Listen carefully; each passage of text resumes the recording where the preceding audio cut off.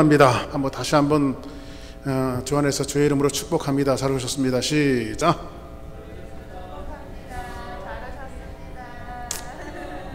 할렐루야. 자, 이제 오늘은 여러분들과 함께 이제 사무엘하를 말씀을 드리는데, 사무엘하 그 네 번째 이야기로 4장 전체에 있는 말씀을 가지고, 오늘은 이제 본문이 좀 짧죠. 짧으니까 또 설교가 짧아질 것 같은데, 그건 또 해봐야 아는 거예요. 또 해봐야. 그런데 자, 오늘 그 말씀을 한번 따라하겠습니다. 사울 집에 몰라. 사울 집에 몰라. 사울 집에 몰라. 사울 집에 몰라.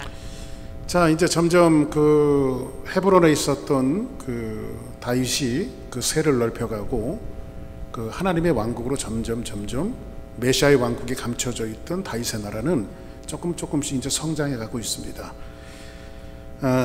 지난주에 그 스토리가 그 유다의 헤브론에 와서 다윗이 또 영적으로 조금 무너지는 그런 모습도 보았고, 그럼에도 불구하고 하나님께서 계획하시는 섭리와 그 뜻은 성실하게 다윗이 무너짐과 관계없이, 물론 나중에 하나님께서 자꾸 다윗을 그렇게 만들어 나가시지만은 그 하나님의 뜻은 성실하게 당신의 뜻을 펼쳐 나가시고 이루어 나가시는 그런 모습을 우리는 보았습니다.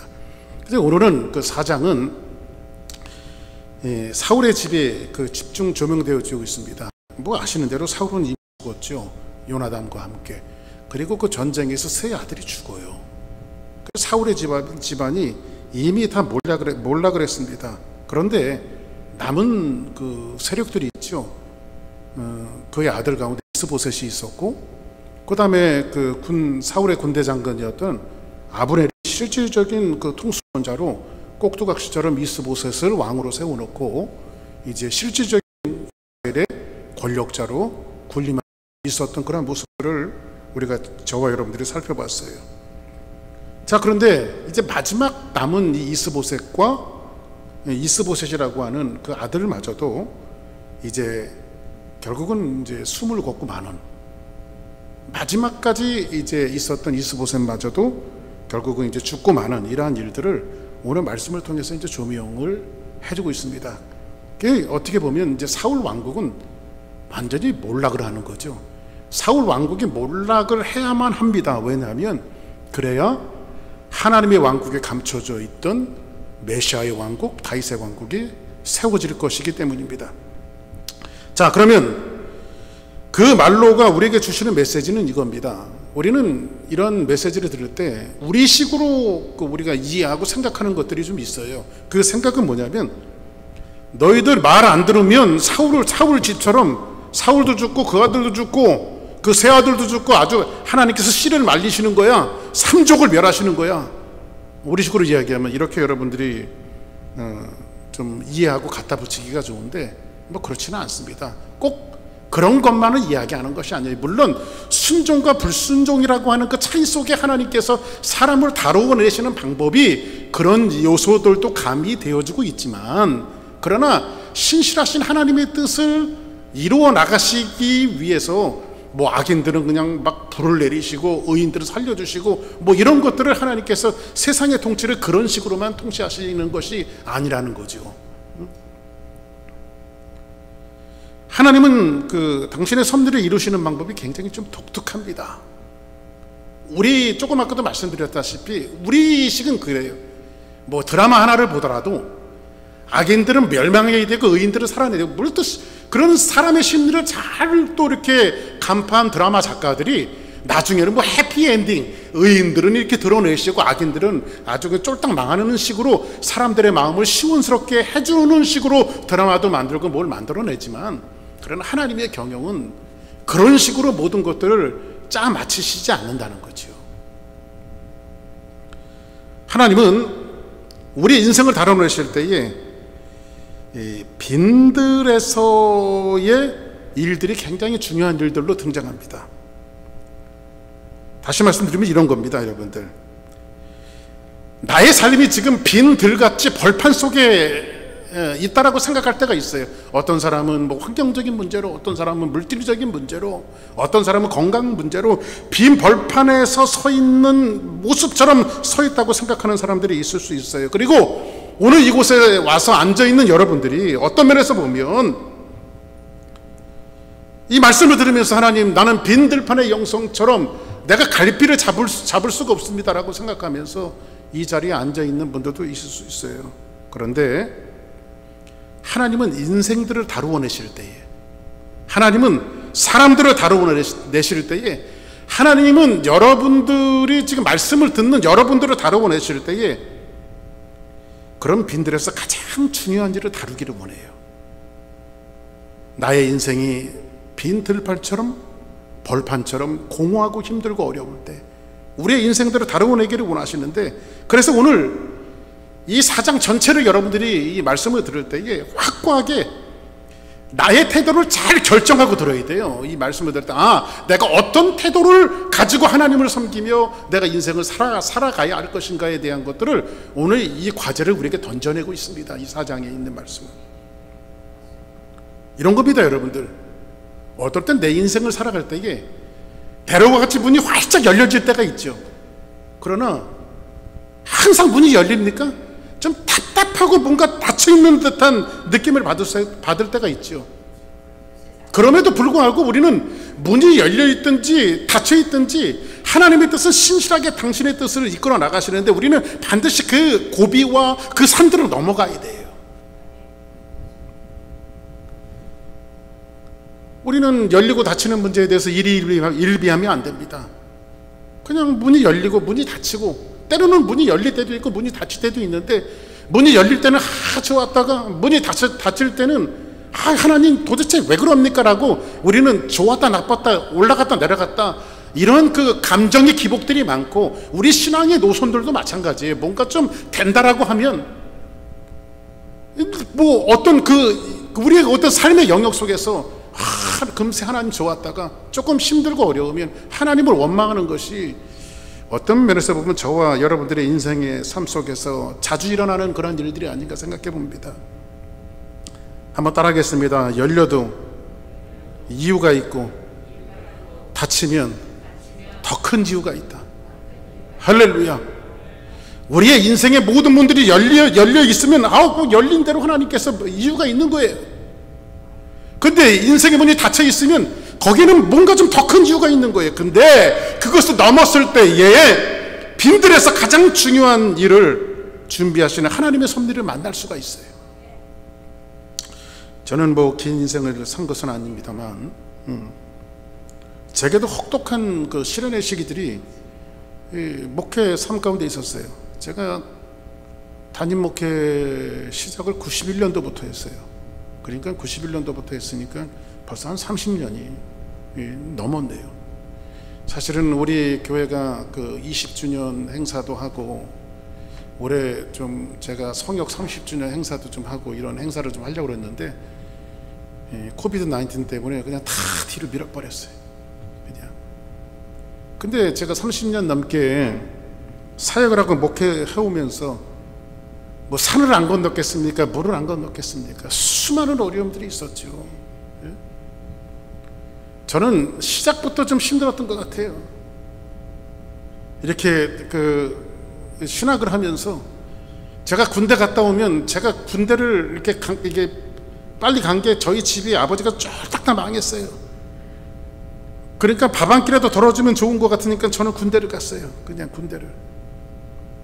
그래서 30개월 동안 군대 생활을 하고 제대하면 그 30개월 세월 속에 좀 집이 나아질 줄 알았어요. 나아지기는 그냥 여전히 집이 힘든 거예요. 저희 어머니 평생의 소원이 너는 목사 돼야 된다. 그래서 제가 제대하자마자 그 학력고사를 쳐갖고 뭐 신학교라는 데로 들어가긴 들어갔는데 저희 아버지가 따박따박, 저희 어머니가 따박따박 등록금 내줄 수 있는 형편이 안 돼요. 그래서 제가 벌어야 되는데, 그래서 첫 학기 등록금을 냈고요. 두 번째 학기 등록금을 내기 위해서 뭔가 좀 수를 써야 되잖아요. 그래서 저쪽 그 한국의 그 대전에 내려가 보면요, 육해공군 본부가 옮긴 데가 있어요. 신도안이라고요. 신도안이라는데 제가 잘 아시는 그 선배님이 그 진흥건설이라고 하는 그 회사의 그 대리인가 뭐 과장인가 뭔가 되는데, 그 형님이 야, 너 등록금 힘들면 여기 와서 방학 동안 일을 해. 그래가지고 제가 신도안이라는 데 가서 일을 했는데 무슨 일을 했냐면요, 야적장 있잖아요. 야적장이 뭐냐, 자재들 싸놓은 데예요. 거기다가 이제 초소 하나 줘놓고 움막에서 자면서요, 그 움막에서 자고 먹고 하면서 그 야적장을 지키는 거예요. 그래서 물건 나가면 얼마 나갔습니다, 물건 들어오면 얼마 들어왔습니다, 이런 것들을 관리하는 일을 하는데요, 거기 그 벌판에다가 막 나무 같은 것들 뭐 자재 같은 것도 써놨는데 거기 저 하나밖에 없어요. 이 밤 되면요, 거기 신도안이요, 이렇게 보면요 산세가 깊어갖고요, 산 속에 이렇게 조그만 불빛들이 하나씩 보이는데 저게 뭔가 했더니요, 그 신도안에는 미신들이 그렇게 많이 들어가 있어요. 미신들, 샤머니즘 해갖고 무당 같이 이렇게 사찰같이 져갖고요, 그런 것들이 많이 들어가 있어요. 그래서 가만히 거기서 있다 보면요, 저것들은 뭘 산속에 들어가서 저렇게 지옥에 가려고 발악을 하나, 그냥 예수 안 믿으면 지옥을 자동으로 갈 텐데 뭘 저렇게 지옥에 가려고 애를 쓰나, 이런 생각을 하면서 밤에 되면 뭐 꾸적하죠. 근데 그 산에서요, 뭐 짐승 같은 것도 울어대고요, 뭐가 푸르륵 하고 지나가면요, 아유 진짜 막 오싹오싹해요 거기에서. 그래서 하나님 앞에, 하나님 왜 우리 집은 가난해요 이렇게요, 가난해갖고 왜 하나님 난 여기 와갖고 뭐 이런 일들을 해야 되냐고 말이야. 하나님 앞에 그렇게 원망할 때도 있었고요. 그랬더니 하나님께서 제게 마음을 주시는데요, 그 막 나무 같은 것들이 막 다 쌓여 있는데 그 나무들이 다 사람으로 보이는 거야. 내 설교 들으러 온 사람들로 다 보이는 거야. 그래서 제가 막 설교를 작성을 해갖고요, 그 나무들 자재들이 다 사람이라고 생각하고요, 막 거기서 막 고함을 질러가면서 설교 연습을 하고 막 그랬어요. 나무가 사람이라고 생각하고 그 나무 톡톡 치면서 믿으면 아멘 해봐 그러면서 제가 목회 여정이 뭐 순탄하지만 않았어요. 뭐 여기 우리 교회가 지금 시작된 지가 20년이 훌쩍 넘었어요. 여기서 교회 시작할 때도 그렇게 순탄하지 않았어요. 지금까지 그 길들을 걸어왔어요. 그런데 수많은 세월들을 지나가 보니까요, 그 모든 일들이 결국은 교회 성장과 하나님의 일들, 이런 것들도 2차적인 면이고요, 저 개인에게는요, 하나님께서 저를 계속해서 훈련하고 다듬어내시는, 빈 들판의 영성 속에서 하나님이 저를 다듬어내시는 그런 일들이었더라고요. 제 개인적인 체험은 그래요. 어떨 때는 죽을 고비가 있었고, 어떨 때는 하나님 이거 그만뒀으면 좋겠어요, 그냥 집어치우고 싶을 때도 있었고, 뭐 여러 가지 그런 일들 속에서 지나온 모든 것들이 전부 다 하나님의 은혜의 시간이었다, 이런 생각을 좀 할 때가 많아요. 하나님은 우리를 비바람이 부는 벌판으로 우리를 내몰 때가 있어요. 어떨 때는 혹독하게 내몰 때가 있어요. 그때 내가 왜 또 밀리지? 그리고 소외된다는 생각이 있고요. 그렇게 생각날 때 여러분들 그렇게 생각하지 마시고, 하나님께서 뭔가 좀 준비하시는 것이 있구나, 하나님께서 뭔가 준비하시는 단계가 있구나, 그것이 하나님 일하시는 방식이에요. 하나님은 항상 우리를 좋은 것만 주셔서 자꾸 인도하시지 않아요. 그래서 지난 금요일도 그런 말씀을 드렸죠. 하나님은 우리 아버지가 되시기 때문에요, 아비 없는 자식 이방인에 대한 개념을 말씀드렸죠. 이방인은요, 먹고 마시고 입을 것을요 자기가 책임지는 사람들이 이방인이에요. 예? 그렇죠? 그러나 부모가 있고 아비가 있는 사람은 뭐예요? 우리가 나쁜 짓 하면 부모가 그냥 간섭에 들어오시잖아요. 그렇죠? 그러니까는 아버지가 있는 사람들의 고달픔, 행복자의 고달픔이에요. 우리가 아버지가 있는 행복자의 고달픔, 아버지가 있다는 것이 얼마나 중요해요. 사생자가 아니니까. 아멘. 자, 그런 측면에서 우리가 오늘 이제 말씀을 한번 보면요, 오늘 4장 1절은 이렇게 시작되어지고 있어요. 사울의 아들 이스보셋은 아브넬이 헤브론에서 죽었다함을 듣고 손에 맥이 풀렸고 온 이스라엘이 놀라니라 이렇게 말하고 있어요. 자 보세요. 이 이스보셋은 사울의 마지막 아들이죠. 이스라엘의 왕이 되어 있어요 지금이요. 그런데 이 사람은 아주 굉장히 마음이 심약한 사람입니다. 우리가 지난주에 이제 말씀을 하면서 조금 스킵한 부분이 있는데, 사실은 아브넬이 누구를, 사울의 아내였던 여자를 통간하는 이유로 이스보셋이 책망을 하죠. 그때 그 아브넬이 막 화를 내죠. 그것으로 이스보셋을 아브넬이 배반을 해요. 실질적으로 아브넬은 북이스라엘 왕국의 실질적인 통수권자예요. 이스보셋은 근데 바지저고리예요. 바지사장이에요. 바지왕이에요. 실질적인 권력은 누가 갖고 있어? 아브넬이 갖고 있죠. 그것을 그 책망을 한 계기로 인해서 이 아브넬이 이스보셋의 등을 돌려버려요. 그리고 누구에게 붙죠? 다윗에게 붙어요. 전령을 해서 다윗과 만나고 다윗과 협약을 합니다. 그리고 나서 돌아가는 길에 이제 다시 약속을 하고 돌아가는 길에 누가 나타나냐면, 지금 다윗의 신복 같은 사람이 하나 있는데, 다윗의 군대 장관이었던 요압이 있어요. 요압이. 근데 요압이 어떻게 그런 사람을 돌려보냅니까? 항의를 하다가 다윗도 알지 못하게, 다윗에게 말하지 않고 몰래 가서 아브넬을 그 자리에서 죽여요. 자, 지금 그 얘기를 연이어서 지금 사울의 아들 이스보셋이 지금 아브넬이 헤브론에서 죽었다는 소식을 들어요. 실질적으로 이 사람은 누굽니까 여러분들?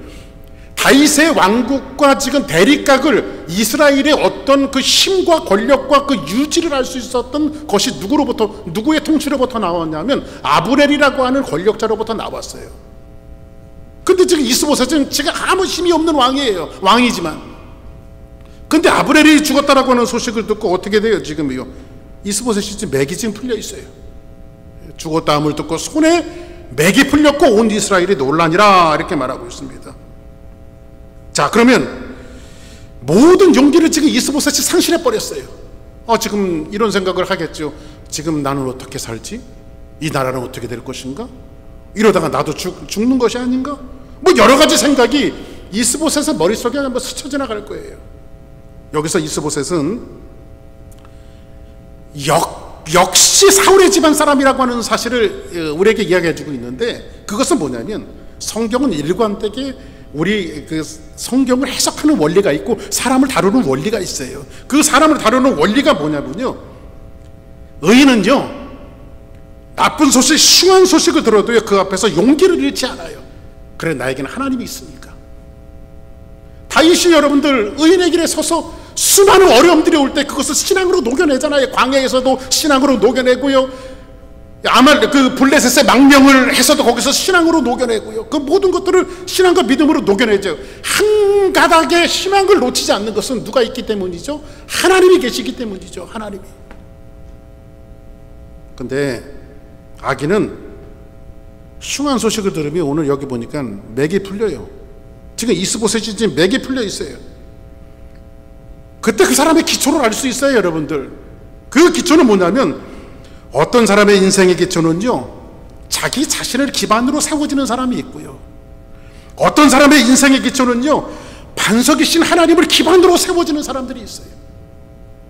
의인들은 하나님을 기반으로 반석으로 세우지만은 악인들은 항상 자기 위주적으로 자기가 자기 인생의 반석이에요. 자기가 자기 주인이에요. 자기를 자기 주인으로 삼고 사는 사람은 항상 일희일비하면서 뭐가 잘 되면 금방 웃었다가 뭐가 잘 안 되면요 금방 실망하고 넘어져요. 그러나 정말 의인들은 하나님을 기반으로 두고 사는 사람들은요 기뻐할 때 하나님과 함께 기뻐하고, 힘들고 어려울 때 하나님 이곳에서 나를 건져내달라고, 할렐루야. 그래서 깊은 웅덩이와 수렁에서 나를 이끌어주시고, 그렇죠? 그런 이 시편 기자들이 깊은 웅덩이 속에서, 그 수렁 속에서 나를 건지실 분은 하나님 한 분밖에 없다라고 기도하고 있잖아요. 그렇죠? 이게 의인들이 갖고 있는 공통점이란 말이에요.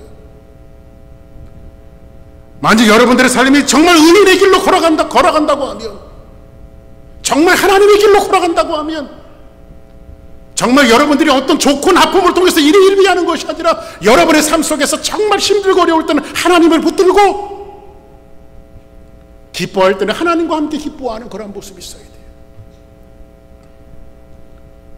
이스라엘이 큰 위기가 있었을 때가 있었습니다. 히스기야 왕 때입니다. 아수르 왕 사네립이요, 이스라엘을 쳐들어왔어요. 그리고 전령을 보내서 히스기야에게 뭐라고 말하냐면 예고를 해요. 너희 나라는 멸망할 거고 우리가 곧 너희들을 다 쓸어버릴 거다. 그리고 전령을 통해서 그 사네립이 그 편지를 보내요. 그 당시에 아수르는 큰 제국이죠. 이스라엘은 이제 풍전등화입니다. 아수르가 밀고 쳐들어오면요 그냥 질 수밖에 없어요.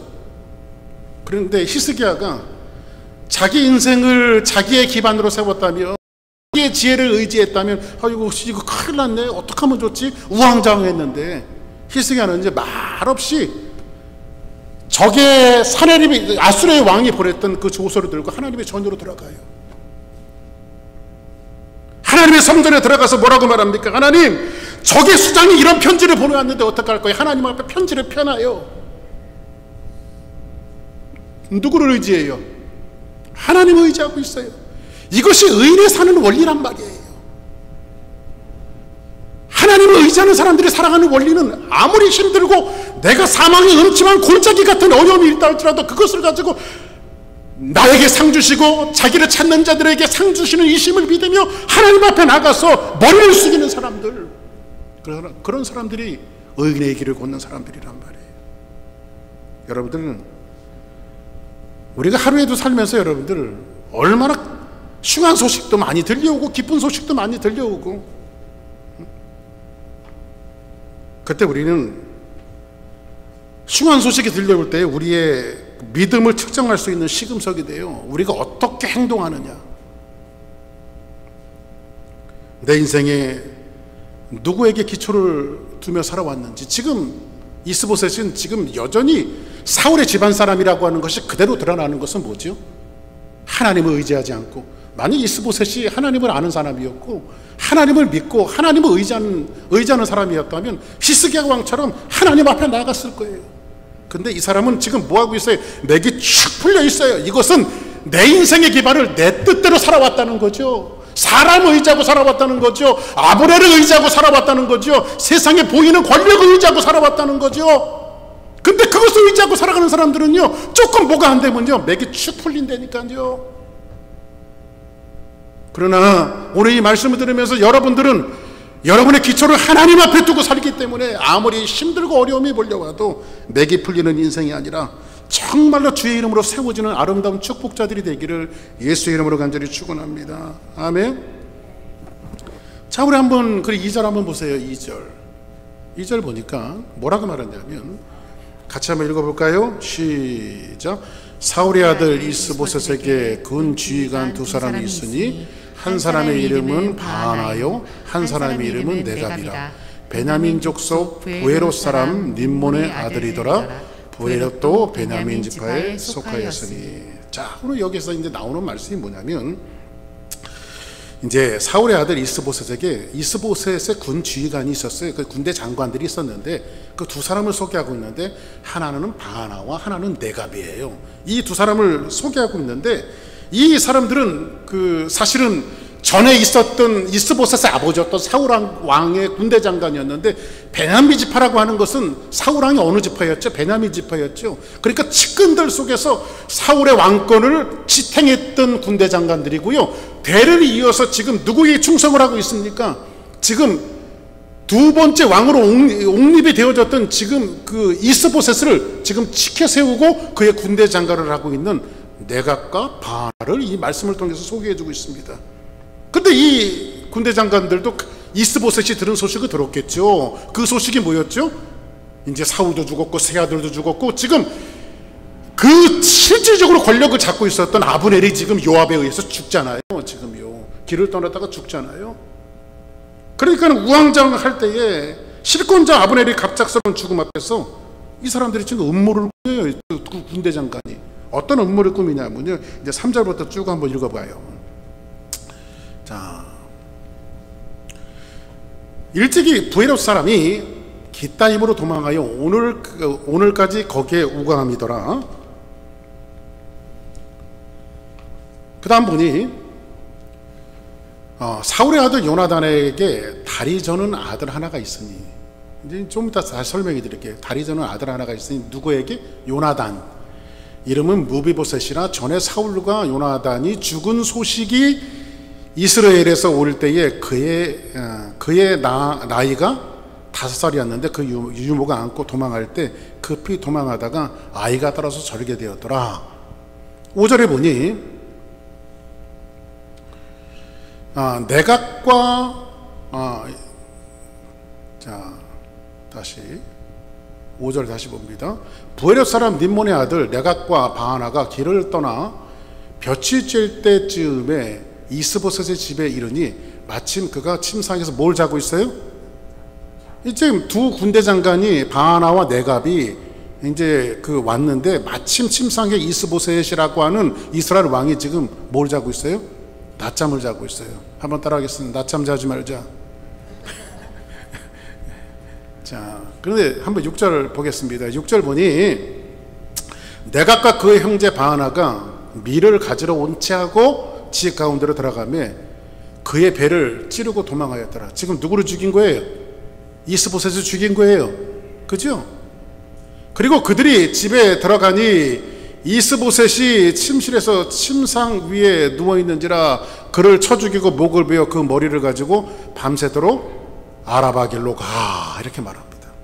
이 말은 뭐냐면 지금 이 바하나와 네갑이 군대 장관 둘이 지금 아브넬은 죽었고 이제 자기네들이 정치적으로 살 수 있는 어떤 일들과 계략을 꾸미기 위해서 뭘 결심했냐면 이스라엘의 실질적인 왕이었던 이스보셋을 죽이기로 결심을 한 거예요. 그리고 실제로 죽여요, 그들을요. 그리고 음모를 꾸며요. 그런데 마침 또 갔더니 이스보셋은 침상에서 뭘 자고 있어요? 낮잠을 자고 있어요. 물론 아까 뭐 낮잠 자지 말라고 그랬는데 뭘 피곤하면 주무셔야죠. 그런데 성경에서 이 누웠다 잠들었다 이것을 쇠나로 표현하고 있는데 항상 일관되게 성경이 말하고 있는 것은 뭐냐면 누웠다 잠들었다 이것은 죽음을 상징해요. 죽음. 여러분들 보세요. 다윗이 그 밧세바를 범하는 아주 극악한 타락에 빠졌을 때 뭐 하다가 그렇게 된지 아세요? 낮잠 자고 길을 거닐 때에, 성어기를 거닐 때에 자고 일어나갖고 그냥 정신이 혼미한 상태에서 누구에게 홀려버렸어요. 밧세바에게 홀려버렸단 말이야. 그 잠은 항상 실수를 연발시키고 뭔가 영적으로 육적으로 잔다라고 하는 것을 의미해주고 있어요. 그래서 항상 저와 여러분들은 영적으로 깨어있는 귀한 모습이 있기를 주 여러분으로 축복합니다. 정권이요, 하나의 정권이 이 교체되고 나라가 분열되면서 그리고 또 지금 나라가 이제 통합되는 과정 아닙니까? 그렇죠. 유다와 이스라엘이 통합되는 과정인데 이럴 때는 왕을 중심으로 피비린내 나는 응징과 또 보복과 이 모든 일들이 계속돼요. 그 계속되는 과정 속에서 사람을 죽이고 살리고 보복하고 또 죽이고 하는 그런 모든 일들이 반복이 되어져요. 이것은 이미 여러분들과 같이 시작했던 사무엘하 1장에서부터 그런 일들이 시작되어졌죠. 먼저 사울과 요나단이 길보아 전투에서 죽어요. 이 두 사울과 요나단만 죽는 것이 아니라 그의 세 아들도 같이 다 죽어요. 그래서 이 소식을 전하는 다윗에게 전하는 사람이 누구죠? 아말렉 청년 하나가 이 비보를 전하죠. 근데 다윗은 그때 뭐를 해요? 애가를 지어서 그들을 애도합니다. 두 번째로는요, 사울의 실권자였던 아브넬이 죽어요. 오늘 3장에서 뭐 시간상 뭐 스킵했지만요, 아브넬이 죽었을 때 다윗은 그 요압이 다윗 몰래 가서 아브넬을 죽이거든요. 그런데 다윗이 뭐라고 말하죠? 이 죽음과 나는 상관이 없다 하면서 비록 적장이지만 그 아브넬을 위해서 애가를 지어서 또 부르죠. 다윗이. 이 다윗 좀 멋있는 사람이에요. 나 같으면 야 그냥 속으로는, 겉으로는 너 왜 죽였냐 그렇게 했지만 속으로는 잘했다, 야 잘했다, 응? 내 원수를 네가 물리쳐 줬구나 이렇게 생각할 텐데 다윗은 그러진 않아요. 그를 위해서 진짜 애가를 불러서 지어줘요. 세 번째로는 오늘 이 말씀해 보니까 이스보셋이 지금 실질적으로 이스라엘 땅의 왕으로 옹립되어 있는 이스보셋이 죽어요. 그의 죽음이 다윗에게는 어떤 면에서 정치적으로 굉장히 유리한 국면이죠.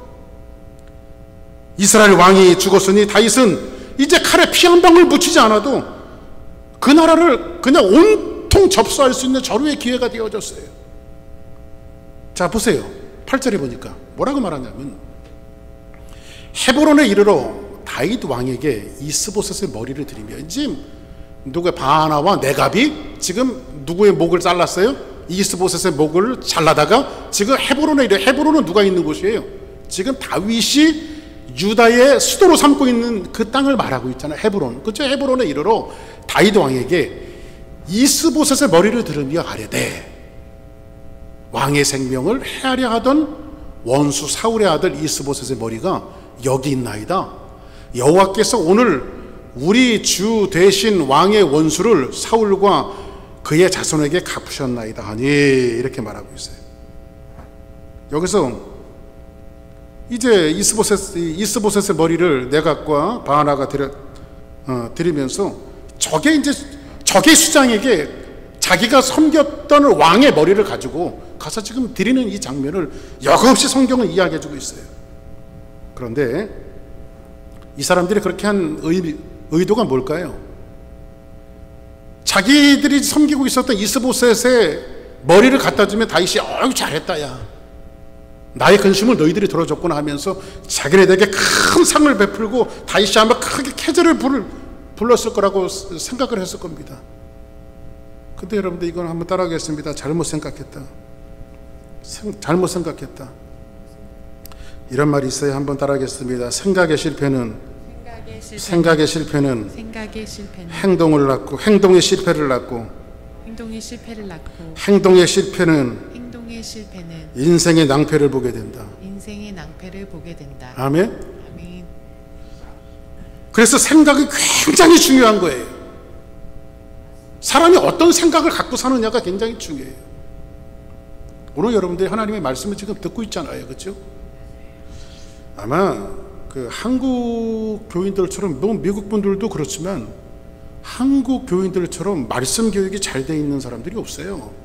굉장히 한국은 진짜 기독교를 받아들이고요, 교육적으로 굉장히 많이 발전했어요. 그리고 뭐 좋다라고 하면요, 뭐 그냥 한국 사람들은요, 뭐 어디가 좋다라고 하면 그냥 막 여행까지 와요. 뭐 미국이고 토론토고 막 가갖고 그걸 그대로 흡수해갖고요 다 받아들여요. 그래서 한참 한국 교육이 뭐 제자훈련, 내비게이터, 그렇죠? 뭐 그다음에 대학생 선교회, 그리고 교회에서 이제 뭐 이렇게 청지기 훈련, 뭐 이런 시스템을 갖고 굉장히 교육을 잘 해놨어요. 근데 한국 사람들이요, 교육은 잘 돼 있는데요, 그 말씀을 들을 때에 그냥 듣는 것으로 끝나고 좀 뇌를 쓰려고 하진 않아요. 뇌를. 그리고 어떤 사람은 이렇게 말씀을 들을 때 말씀을 듣긴 듣는데 뇌를 집에다 두고 오신 분들이 있어요. 왜냐하면 말씀을 이렇게 나누면 이렇게 어떨 때 이제 저도 가끔 여러분들하고 커뮤니케이션을 하잖아요. 그런데 가끔 이제 이렇게 보면요, 그냥 네가 빨리빨리 하고 말아버리지 뭐 이렇게 시간을 끄냐 뭐 이렇게 물어보고 그러냐, 이런 분들도 가끔 있어요, 보니까. 근데 우리는요, 하나님의 말씀을 들으면 깊게 생각하고 묵상하는 것들이 있어야 돼. 근데 묵상하는 부분에 우리가 좀 약해요. 말씀의 의미가 뭔지를 알고, 이 말씀이, 오늘도 이제 4장을 제가 이제 여러분들에게 풀어서 말씀을 드리잖아요. 그러면 1장도 2장도 3장도 4장도 여러분들이 새롭게 이런 히스토리로 전개가 되어주는구나, 이거를 아는데, 그러면 이 히스토리가 우리에게 지금 오늘날 살아가는 우리들에게 전달해주고 나에게 주는 메시지가 무엇일까를 계속해서 여러분들이 한 주간 이 말씀을 갖고 묵상을 해야 되는데, 그건 잘 안 한다니까. 뇌를 잘 사용하려고 하지는 않아요, 우리가요. 오늘 네갑과 바나바는요, 생각을 잘못했어요. 8절에 보니까 여기서 뭐라고 말하고 있죠? 보세요. 지금 이스보셋의 머리를 들으면서 다윗에게 뭐라고 말하죠? 이 사람들이 누구를 들먹이고 있어요? 여호와께서 오늘 우리 주 대신 왕의 원수를 사울과 그의 자손에게 갚으셨나이다, 이렇게 말하고 있어요. 누가요? 여호와께서. 누구의 언약을 들먹이고 있어요? 하나님의 언약을 들먹이고 있고 여호와의 언약을 들먹이고 있어요. 그럴듯하게 신학과 신학을 믹서시켜서 자기네들이 마치 신앙적인 일을 한 모양, 하나님께서 약속하신 일들 속에 우리가 당신의 일에 개입하였고 하나님의 언약에 개입했다라고 적당히 녹여놓잖아요, 이 사람들이. 그렇죠? 이런 사람들 많이 봐요, 여러분들. 가끔 여러분들 이 말씀 보니까 늘 여러분들에게 말씀드리죠. 그 1장에서도 사울과 요나단의 비보를 알렸던 사람이 누구예요? 아말렉 청년이죠.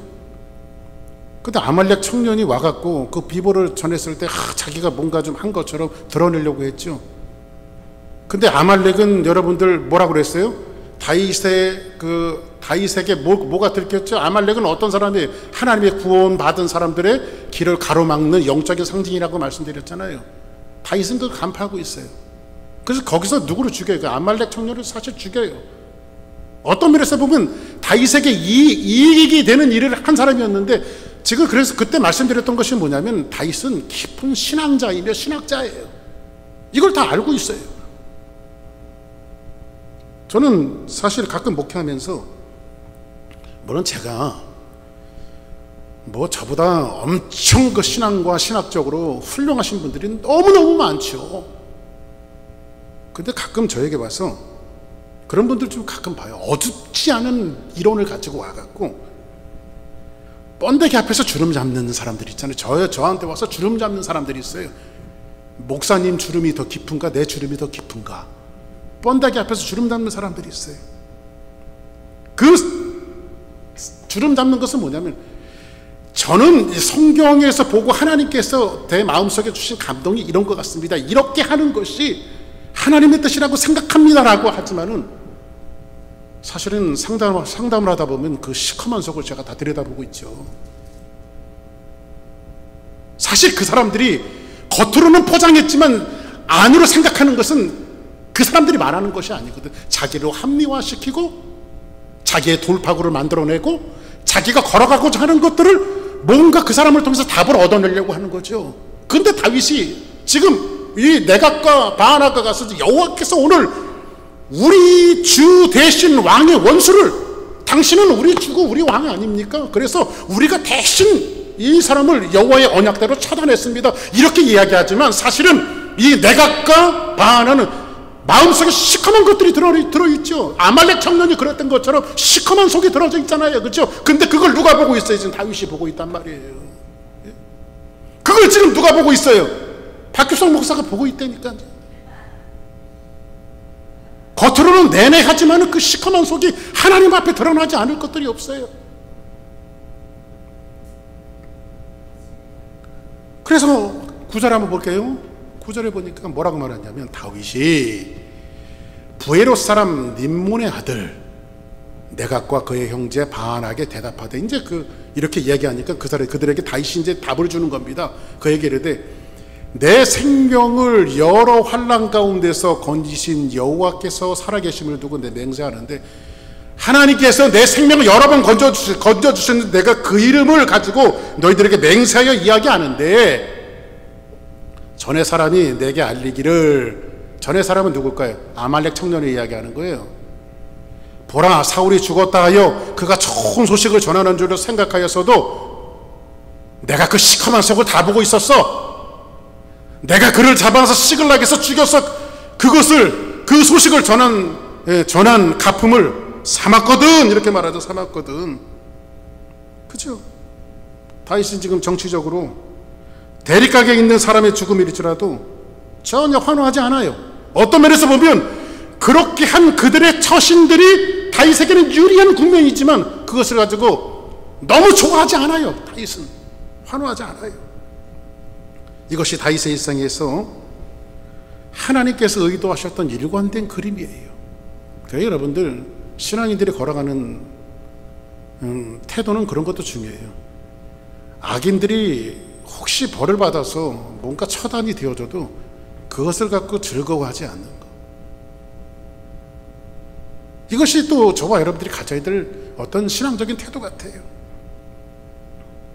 다윗은 이제 왕으로서 예루살렘을 향해서 올라갑니다. 왜냐하면 이제 이스라엘의 이스보셋이 죽었으니까 그의 이제 수가들을 데리고 예루살렘으로 올라갑니다.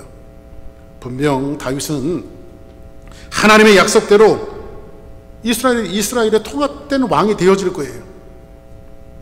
그는 그 왕자로 나가는 길목에서 수없이 벌어지는 보복, 응징, 죽음, 살인, 이 악순환 속에서도 다윗의 칼에 피가 묻었던가요? 안 묻었던가요? 묻질 않아요.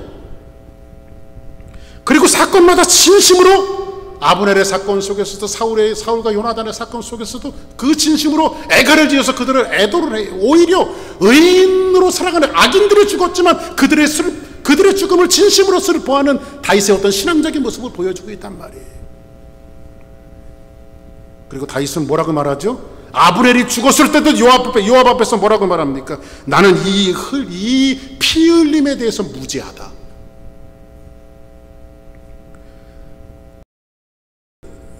이 다윗이 이렇게 표현하는 것은 핑계가 아니라 하나님께서 실제로 그렇게 되도록 다윗의 칼에 피를 묻히지 않도록 하나님께서 그를 그렇게 인도하십니다. 왜 그럴까요? 다윗의 나라는 장차 이 땅에 궁극적으로 도래할 하나님의 나라 메시아의 왕국을 감춰놓고 있기 때문에 그 나라는 싸워서 쟁취해서 피 흘려서 얻어지는 땅이 아니라 하나님이 주시는 땅이 되어져야 되기 때문에 다윗의 걸어가는 모든 행동가 전부 순결한 거예요. 깨끗한 거예요. 왜? 그 나라를 얻는 것은, 그 나라의 기쁨은 네가 얻는 것이 아니라, 네가 쟁취하는 것이 아니라 하나님이 주시는 것이니까. 할렐루야. 자, 그래서 다윗은 적의 불행을 가지고 자기 행복을 삼지 않아요. 자, 그러면 우리 한번 이제 4장 10절에 사전에 있는 말씀을 같이 한번 봅니다. 자, 우리 4장 4절에 있는 말씀 같이 한번 보실까요? 이제 이 말씀을 좀 우리가 정리하고 넘어가야 됩니다. 시작. 사울의 아들 요나단에게 다리 저는 아들 하나가 있었으니 이름은 무비보셋이라. 전에 사울과 요나단이 죽은 소식이 이스라엘에 올 때에 그의 나이가 5살이었는데 그 유모가 안고 도망할 때 급히 도망하다가 아이가 떨어져 절개 되었더라. 할렐루야. 자, 보세요. 눈치가 좀 빠른 사람들은요, 성경을 읽다가 4절이 왜 나왔을까 좀 궁금해야 합니다. 저 앞뒤 문맥과 전혀 좀 맞지 않아요. 지금 사울 가정에 아브넬이 죽고 이스보셋이 맨 마지막에 죽어가는 그러한 모든 그 옆에 군대 장관들의 배신, 이런 것들이 들려져 있는데 4절이 생뚱맞게 지금 누구의 아들을 소개하고 있어요? 요나단의 아들 모비보셋을 소개하고 있는데, 이 사람은 뭐 하는 사람이에요? 다리가 저렇다 이렇게 말하고 있어요. 그렇죠? 근데 이 모비보셋은 사울 집안의 후손이며 요나단의 아들이에요. 자, 그러면 보세요. 우리가 전에 이제 배웠지만 사울과 요나단이 죽었다는 소식을 이제 유모가 듣고 급히 지금 요나단의 아들 무비보셋을 안고 도망가다가 아마 아이를 떨어뜨렸던 모양이에요. 그러다 보니까 이 아이가 두 다리가 다쳐서 두 다리를 절게 되어진 거예요. 그 불구자지요. 장애인이죠. 여기서 왜 무비보셋의 이야기가 생뚱맞게 끼어들었을까요? 왜 끼어들었을까요? 지금 사울의 집이 전부 다 몰락해가는 그런 장면 아니에요. 그렇죠? 근데 이 이야기는 뭐냐면 사울의 집안이 얼마나 비참한 종말을 맞이하는가를 단편적으로 보여주는 거예요. 사울도 죽었죠. 그의 아들 요나단도 죽었죠. 그의 세 아들도 죽었죠. 결국은 누구까지 죽어요? 이스보셋까지 지금 죽었어요. 그런데 그나마 요나단으로 인해서 정통성을 이어갈 수 있는 무비보셋은 이미 비참할 정도로 처참하게 지금 불구를 안고 있는 이 사울 일가의 몰락, 사울의 아들들의 몰락들이, 사울의 집의 몰락이 얼마나 심했는가, 처참했는가를 단편적으로 우리에게 말씀을 통해서 보여주고 있는 거예요. 이 세상에서 여러분들, 이제 무비보셋은 아무런 도움이 없어요. 누가 도와줄 사람이 없어요. 아버지도 죽었죠. 할아버지도 죽었죠. 삼촌들도 다 죽었죠. 자기는 지금 두 다리를 저는 사람이에요. 그리고 권력자들도 이미 배신해서 그 권력자들이 전부 다 죽었어요. 지금 이 무비보셋을 도와줄 수 있는 사람이 누가 있어요? 세상을 아무리 동서남북을 바라보아도 무비보셋을 도와줄 수 있는 사람은 아무도 없어요. 근데 이 무비보셋을 나중에 누가 보호해 주냐면 다윗 왕이 보호해 줘요. 다윗이. 이게 어떤 언약을 갖고 있냐면요, 요나단과 하나님 앞에서 한 언약 때문인데 이 아들을 품는 과정이 굉장히 은혜가 있어요. 자, 우리 한번 이제 어떤 언약들이 있었냐면 이거 보세요. 5장을 조금 한번 다음 주에 볼 건데 넘어가 보자고요. 제가 한 석 절만 읽어볼게요. 왕과 그의 부하들이 예루살렘으로 가서 그 땅 주민 여부수 사람을 치려하며, 자, 이제 예루살렘을 올라갔죠, 다윗이. 그때 그 땅에 예루살렘에는 그 원주민들이 있어요. 여부수 사람들이 있어요. 그런데 그 사람들이 다윗에게 이르되 내가 결코 이리로 들어오지 못하리라. 그러니까 이 예루살렘 성이 견고하니까 내가 결코 우리를 치지 못할 것이다. 지금 아직도 대치하고 있죠. 지금 누구하고? 다윗하고 대치하고 있죠. 그러면서 뭐라고 말하냐면 맹인과 다리 저는 자라도 너를 물리치리라 하니, 이 말은 뭐냐면 이거예요. 어떤 목사님이 테니스 굉장히 잘 치시는 분이 있거든요. 그 제가 이제 그 목사님하고 테니스 치러 가는데 그분이 오른손잡이에요. 그런데 갑자기 테니스채를 왼손으로 드는 거예요. 왼손으로.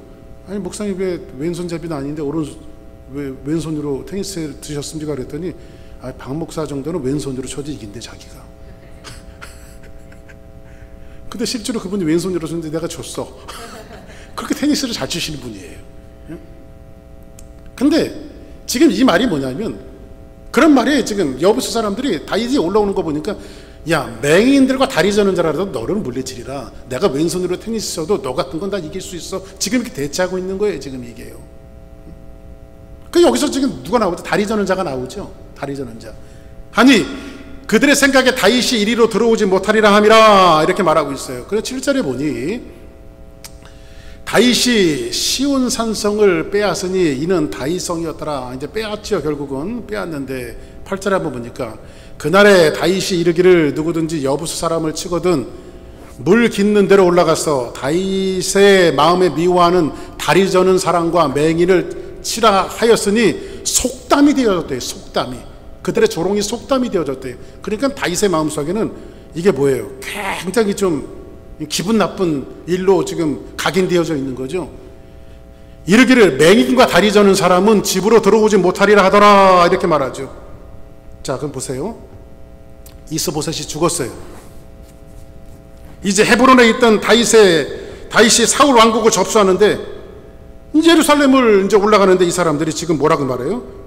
뭐 다리 저는 사람과 맹인도 너를 물리치리라 이렇게 조롱을 합니다. 그리고 결국은 다윗은 그 길로 진격해서 이 성을 함락을 해요. 근데 나중에 이 말을 다시 한번 요약하면 맹인과 다리 저는 사람이 지금 집에 들어온다 못 들어온다 못 들어온다 이렇게 돼 있잖아요. 못 들어온다. 이 언약처럼 돼 있죠. 속담이 되어 있죠. 그런데 다윗은 훗날 이 다리 저는 무비보셋을 거두어서 자기의 왕자 중 하나처럼 왕의 상에서 같이 먹고 마시게 합니다. 근데 말씀을 좀 정리할게요. 이것은요, 다윗을 거두어준 무비보셋은요 세상에 아무 도움이 있어요 없어요? 무비보셋 도와줄 자가 있어요 없어요? 다윗이 거뒀다라고 하는 것은 여기에 구원의 그림이 담겨져 있는 거예요. 동서남북을 바라보아도 아무 도움이 없는데, 손을 내미는 사람이 없는데 전적인 하나님의 은혜로 손을 잡아주시는 이 하나님의 구원의 그림, 이것이 지금 무비보셋 속에 감춰져 있는 그림이에요. 그 모습이 누구의 모습이었죠? 저와 여러분들의 모습이었죠. 그 무비보셋은 저와 여러분들을 대신해서 우리의 모습을 지금 전형적으로 감춰놓고 있는 모습이 바로 그 모습이에요. 나중에 언약대로 다윗은 은혜와 자비를 통해서 왕의 상에서 먹고 마시게 해요. 왕의 상에서 먹고 마시게 했다라고 하는 것은 뭐예요? 가족으로 인정해 줬다는 거죠. 가족으로. 그래서 주께서 원수의 목전에서 내게 상을 베푸시고 하나님께서 먹을 밥상을 베풀어 주셨다는 거예요. 같이 가족으로 인정해 주셨다는 거예요. 가족으로. 오늘 말씀을 정리합니다. 사울의 집안의 몰락은 여러 가지 정치적인 음모 속에서도 하나님의 나라와 메시아 왕국에 가는 길에는 다윗은 전혀 일희일비하지 않아요. 오히려 원수들을 애도하고 그들을 아파해주며, 그리고 정치적인 음모를 갖고 있는 자들은 자기의 손에 피를 묻히지 않고 그들을 처단하면서 이 나라는 쟁취하고 빼앗는 나라가 아니라 하나님이 주시는 나라로 하나님께서도 그들을 이끌어 가시며 다윗은 거기에 순종을 해요. 오늘 이 말씀을 정리하면서 이 말씀 속에 또 한 가지 슬쩍 감춰져 있는 것은 뭐냐면, 이렇게 무비보셋 같은 이 도움이 없는 인생에게도 하나님께서 어떤 구원의 은총을 베푸시는가를 우리에게 전해주면서, 저와 여러분들은 하나님의 사람으로서 저와 여러분들이 걸어가는 모든 행동 속이 벌판같이 올라가고 내려오고 들판처럼 아무 도움이 없다 할지라도 정말 하나님을 의지하고 하나님을 따르고 이 속에서 하나님의 섭리를 우리가 그대로 받아들이고 한 걸음 한 걸음 걸어간다면, 저와 여러분들의 인생은 여러분의 힘과 능력으로 쟁취하고 얻어지는 것이 아니라 하나님이 주시는 놀라운 축복으로 수놓아지는 귀한 역사가 있기를 주 이름으로 축복합니다. 우리 다 같이 자리에서 일어나시겠습니다.